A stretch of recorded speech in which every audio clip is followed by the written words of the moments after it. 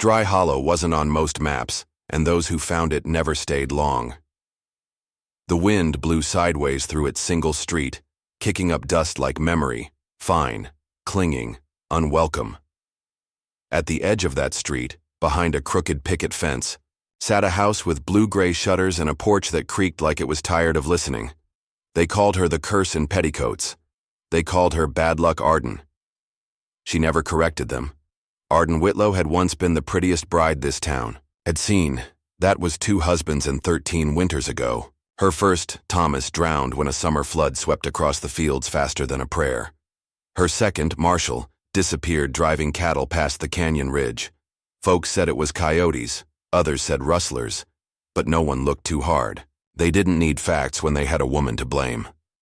Now, she lived alone in a house filled with silence. No dogs barked, no music played, just the rustle of dry leaves and the clink of her coffee spoon against chipped porcelain. Every morning, she watered her wilting roses. The petals never quite opened, buds caught in hesitation, like they feared the world too much to bloom. A wind chime hung from the porch beam, fashioned from bits of broken silverware and old bullet casings. It never made a sound, not even when the wind was mean. Arden sometimes touched it on purpose, just to hear the faint jingle, to prove it still could. Women crossed the street when they saw her. Men tipped their hats too quickly. Children were told not to stare but did anyway. Some swore the air turned colder near her gate. 2 dead husbands. They'd whisper at the general store. If she marries again, we better all leave town. She wasn't old, not really, but grief had aged her around the eyes. Her hair, once the color of wet earth, had streaks of white now. Her hands were still strong, though, calloused from gardening and patching broken shutters. She moved like someone who had learned to carry the weight of her own name. Inside the house, photographs were turned face down. She couldn't bear the look in their eyes. But she kept their boots by the door, dusted once a week, laces tied just so. Afternoons stretched thin and Dry Hollow. Time moved slower, like it, too, had been wounded. Arden spent those hours tending the soil, reading old letters and watching the road, though she'd never admit what she was waiting for. That Thursday, the sky held the color of unwashed denim. Heat shimmered low on the horizon. The townsfolk napped or drank or grumbled about nothing, and then she heard it, a distant hoofbeat, steady, singular. She set down her garden trowel and rose, brushing dirt from her skirt. Her eyes narrowed against the sun. The figure came into view, a man on horseback, hat low, coat trailing like smoke behind him. The kind of man who didn't belong to a town but moved through them like stories did.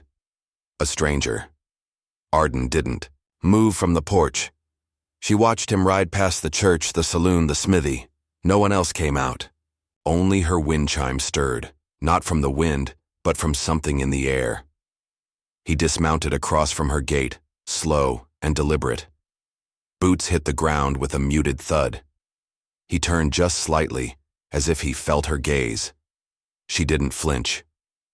Just sipped her lukewarm coffee and said nothing. The dust swirled around his heels like it was trying to hold on to him. His name was Eli Maddox. That's all he gave when he signed the lease on the old blacksmith's forge, a stone building with cracked windows and a chimney that hadn't seen smoke in years. He brought little with him, a toolbox, a rifle wrapped in oilcloth, and a saddlebags full of silence. No one knew where he came from. No one asked. Dry Hollow didn't welcome questions unless they served gossip, but there was something in the way he moved, like a man who'd once been quick with a gun and slower with trust. Arden first saw him again the day after he arrived. He was fixing the sagging hinges on the church's back gate, hammer steady, eyes low. Reverend Chalmers stood behind him, nervously shifting from foot to foot. "You can find steadier work down in Waco," the Reverend muttered. "Less troubled. Company up here." Eli didn't answer, just lifted his hat a little when Arden passed, dust clinging to the rim like a second shadow. She didn't tip hers back, but she noticed his hands, rough, scarred, capable, the kind of hands that knew how to fix things or break them. Later that week, she found him outside her fence, staring at her busted windmill. "Fans bent," he said plainly. She glanced at the crooked blades. "I noticed. I can fix it. Just need a ladder and some time." She hesitated. Not because she feared him, but because she feared needing anyone again. "Wind's not what it used to be," she murmured. He gave a half smile, small and almost shy.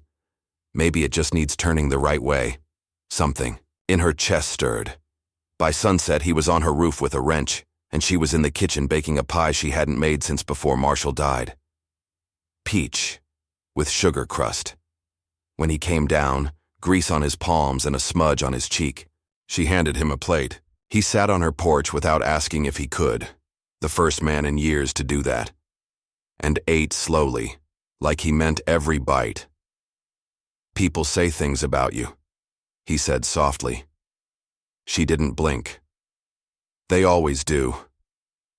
They said you bury men," she nodded once. "Two. Both I loved." He looked out toward the hills. "I don't scare easy." "Then you're already different." After that, he came around more, fixed her barn door, sharpened her garden shears, even patched the fence when the Morgan boys kicked it in with a dare. They didn't come back. He never pried, never lingered too long. But every time he'd left, she watched the space he'd been, like it meant something. The town noticed. Whispers grew thick as fog. "Third one's a fool," they said at the saloon. "She's stringing him in," muttered the butcher. Reverend Chalmers shook his head behind his sermons. "Grief makes women strange." Arden didn't answer any of them. But when Eli returned a week later with a new chisel for the church bell, she left her gate open. That night, rain tapped gentle fingers on the roof. She stood in the barn, feeding the old mule, when her boot knocked something under the saddle shelf. A hollow thunk, not wood against dirt, but box against memory. She knelt, brushed away dust, pulled out a small cedar box with a rusted clasp and a strip of worn leather holding it shut. Inside, wrapped in linen, lay a folded letter, yellowed, heavy. On the front, in Marshall's firm handwriting, were the words, "Arden, for when it's safe." She stared at it as thunder rumbled overhead, soft and distant. Safe from what? From who? Her hand trembled, but she didn't open it. Not yet. Outside, the windmill creaked once, and for the first time in years, it turned. She waited until morning. The letter lay untouched on her kitchen table, next to a half-drunk cup of coffee gone, cold. Rain had fallen through the night, and the dawn was pale and uncertain. Outside, the windmill spun slowly, creaking with each pass, as if the house were breathing again for the first time in years. When she finally unwrapped the brittle linen and broke the seal, her fingers shook. "My dearest Arden," it began. "If you are reading this, then something has gone wrong or is about to." The words were heavy. Not with love, but with warning. Marshall wrote of a time before Dry Hollow, years he never spoke of. A different name, a different trail. He'd ridden with a crew that pulled a job outside Prescott. A stagecoach filled with union payroll. Blood was spilled, not by him, he insisted, but he was there. He ran. He changed his name. Found Arden, found peace. For a while. But someone knew.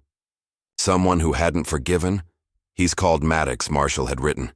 "He wasn't a killer, but he saw too much. I always feared he'd show up." Arden stared at the name. Maddox, the forge, the hands, the quietness. Eli. Her chest hollowed. The coffee cup tipped off the table and shattered. She walked to the forge just after noon. Eli was filing down the barrel of an old revolver, sunlight slanting through the broken window. He looked up, and something in her face made him stand still. "Where'd you get that name?" she asked, voice like a knife dulled by sorrow. "What name?" he said slowly. "Maddox." Silence, long and sharp. His eyes dropped to the floor. "Guess I figured it wouldn't come up." She held out the letter, hand steady now. "He left this for me. Eli didn't touch it. I didn't kill your husband. I know. But you knew him. I did. His voice was quieter than she'd ever heard it. He saved my life once during that job, Eli said. We were just kids, barely 20. He didn't want any part of the bloodshed. But it followed us both. You left him behind, she said. I tried not to. He looked at her then, not pleading, not excusing, just honest, like a man who'd already stood trial in his own heart. I've spent the last 10 years making things right, Eli added. Town to town, name to name. And Dry Hollow? She asked. He gave a half smile. I didn't know it was your town till I got here. I stayed because you don't talk like the rest. You don't scare easy. Her breath caught. She wasn't sure whether it was fury or grief sitting in her lungs. I need time, she said simply, then turned and walked away. That night, she couldn't sleep. The letter burned a hole in her mind. So did Eli's voice. The way it cracked on, saved my life. Around midnight, she pulled on her shawl and lit a lantern. The earth outside was damp from rain, and the moon hung like a sickle above the ridge. She walked to the small family. Plot behind the barn. 3 wooden markers stood among wild grass and crooked stones. The middle one read, Marshall Whitlow, 873, 1887. A good man, claimed too soon. At first she didn't see him, but then the lantern light caught the shape of a man, knees bent, hat in his hands, head bowed low. Eli sat by the grave, whispering to it. I should have told her sooner, he said, voice so soft it nearly broke. You were right to love her. She's braver than both of us. Arden didn't move. She just stood in the shadows, listening as the wind rustled through the dry brush, carrying the weight of words never meant to be heard. Eli pressed his palm to the marker. I'm sorry, Marshall, for everything. He didn't hear her step back. He didn't know she'd been there at all. But she had. And something inside her was beginning to change. The next morning, the sky was overcast. The kind of gray that settled heavy over the town like judgment. Arden stood at her porch, staring at the horizon with her shawl drawn tight. She hadn't slept, but she didn't feel tired. Just hollowed out, like something had been scooped from her chest and left waiting to be filled. When Eli knocked on her gate, she didn't speak. She just tilted her head, and he let himself in, slow and uncertain. I didn't expect you to come, he said, voice barely more than breath. I did, she replied. They stood in the garden where her roses had once bloomed. Only stalks remained, now brittle and thorned. She'd stopped watering them days ago. You said Marshall saved you, she began. Tell me everything. Eli looked down, turning his hat in his hands like a confession. It was 1876, a stagecoach carrying union payroll, too big a prize for fools like us to ignore. Marshall wasn't a killer, neither was I. But some of the others, they came with gunpowder in their blood. He paused, looking past her to where the windmill turned softly. Shots rang out. The driver was hit. One of the guards bled out screaming. Marshall grabbed me when I froze, pushed me out of the way just as a bullet tore through the wheel. We ran, left the others behind, swore we'd disappear, start over. And then, she asked, I changed my name, took odd jobs, lived quiet. Marshall settled here. I thought it was safe, until his name turned up on a bounty poster. Someone found out. I got wind of it too late. His voice cracked then, not for show, but from the weight of years. I came back to warn him, Eli said, but he was already gone. Arden studied him, not the way she had when he first arrived, not like a stranger, but like someone searching for the edges of something that might be real. Why stay? She asked. Why not keep running? Because for once, he said, I wanted to do right. Fix what I could. I didn't plan on meeting you. And when I did, it felt like something worth staying for. Her eyes softened, just barely. You could have told me. I didn't think I had the right. They stood there in silence as the wind passed through the brittle stems at their feet. I hated you yesterday, she whispered, but not because of what you did. Because part of me already knew you were tied to him, and it made me afraid that you'd vanish too. He stepped closer, slow as sunrise. "I'm not leaving, Arden. Not unless you tell me to." She didn't. Not with words, but her hand brushed his sleeve before she walked inside. That afternoon, they sat on the porch. She gave him the letter. He read it again, mouth tight, jaw clenched. When he finished, he folded it carefully and handed it back like something sacred. By sundown, the town had noticed. 2 shadows on the porch. 2 mugs on the table. 2 people who weren't supposed to share anything but suspicion. The whispers grew teeth. That night, someone came while they slept. Arden found it at dawn, scrawled across her front door in blood-red paint. Letters thick and furious. Bad luck. The words dripped down the wood like an open wound. She didn't scream, didn't cry. She picked up a bucket, filled it with well water, and began to scrub. Eli stood beside her with a cloth, silent, steady. It didn't wash off easily, but neither of them stopped trying. The smell of smoke reached her before the heat did. It was still dark when Arden awoke, the sky barely softening with pre-dawn gray. But the acrid scent filled her lungs like a warning, thick and bitter. She threw off her quilt and ran barefoot down the hall, the boards creaking beneath her feet. Flames danced outside the kitchen window, licking up the side of the shed like a living thing. "Eli," she called, voice hoarse. He was already in the yard, shirt half-buttoned, boots unlaced, hauling buckets from the trough. The wind had turned cruel, feeding the fire with greedy hands. Sparks leapt from the shed to the porch roof, catching the dry wood in seconds. "Back of the house," he shouted. "We need to move." The fire moved faster than memory. Arden grabbed the letterbox from the kitchen cabinet and shoved it into her satchel. Smoke curled into the room like a serpent, forcing her low. She stumbled out the back door just as part of the roof groaned and collapsed inward. Eli grabbed her wrist and pulled her into the orchard. They ran beneath the crooked apple trees, branches black against the fire-glow sky. A gunshot cracked behind them. She froze. What was that? Another shot. Then a scream. Eli's. He fell to one knee, clutching his side, blood seeping between his fingers. "Eli!" She dropped beside him, pressing her hands over the wound. No, stay with me." His eyes fluttered. "Just clipped me," he muttered, teeth gritted. "Keep moving." A third shot rang out, closer. She didn't wait to see who fired. With every ounce of strength, she hauled him to his feet, slinging his arm over her shoulder. They moved like one broken creature, staggering through the orchard, past the fence, toward the small white church at the edge of town. Inside, the pews were cold and splintered.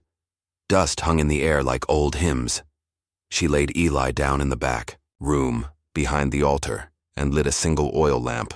His shirt was soaked through with red. She tore a strip from her skirt and pressed it to the wound. "You're gonna be fine," she said, though her hands shook. He chuckled, breath shallow. "You still believe in luck?" "No," she said, "but I believe in you." He closed his eyes, chest rising in ragged waves.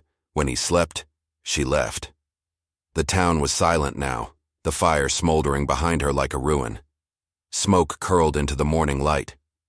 People watched from behind curtains. No one offered help. Arden rode Marshall's old horse, saddlebag slung across her back. She didn't ride to the general store. She didn't ride to the forge. She rode straight to the sheriff's office. Sheriff Maynard leaned back in his chair, boots on the desk, eyes narrowing when he saw her. "You're up early," he said. "Or maybe just unlucky." She dropped the wooden box onto his desk with a loud thud. He raised an eyebrow. "What's this?" "Evidence," she said. "And names." He sat up. "What names?" She opened the letter. Her voice was cold steel. My husband knew who orchestrated the Prescott robbery, the one that left 2 men dead and a trail of silence behind. He wrote it all down. Said the man used the stolen gold to start a political career. Bought silence, land, reputation. The sheriff's face tightened. "His name's in here," she said. Clear as day. Sheriff Maynard swallowed. "Who?" Arden leaned in. "Mayor Ellison." The room went still. "Your friend," she added.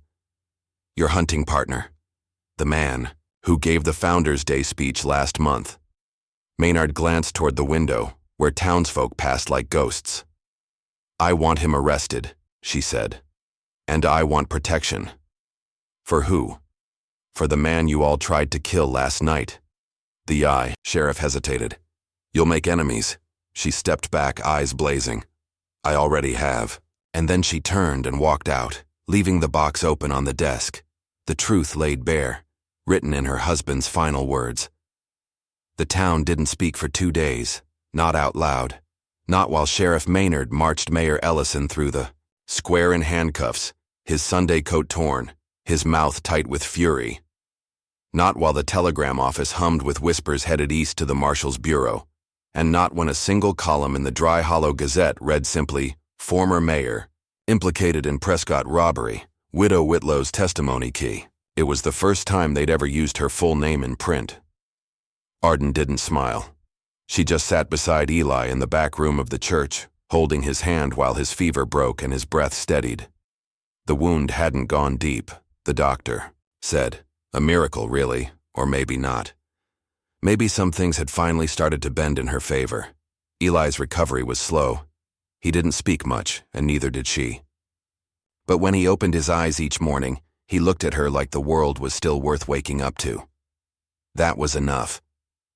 By the end of the week, folks began to look her way again.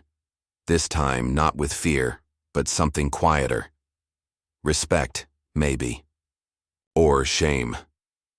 The woman they once called Bad Luck had held the truth in her hands, and had chosen to save the town that turned its back on her. One by one, they came. A pie left on the porch, a new rose bush, a bucket of white paint to cover, the red stain on her door. She used it, but didn't scrub too hard. Some ghosts, she figured, deserved to linger just a little longer. When Eli could walk again, she made her decision. She sold the house. Not because it haunted her, but because she no longer needed to prove she could endure it. The porch, the quiet rooms, the wind chime that never sang. They had all been part of her silence. But silence wasn't who she was anymore. The papers were signed in the sheriff's office. She handed over the keys and stepped outside with nothing but a satchel, a rifle, and a man who loved her with quiet eyes and open hands. "You sure about this?" Eli asked, tightening the saddle. Arden looked back one last time. The windmill spun gently in the breeze. The garden, once dry and wild, had begun to green again. Someone had already planted new seeds. "I'm not a widow anymore," she said. "I'm just a woman with stories to ride past." They rode out together, side by side, down the main street of Dry Hollow. No one stopped them, but some tipped their hats. Some nodded. A child even waved. It wasn't an apology, but it was something. As they reached the edge of town, Arden glanced back once more. Her house stood still, bathed in gold light, and then, soft, sudden, sweet, the wind chime rang. Not from a storm, not from grief, just the wind, finally right. She smiled and rode on.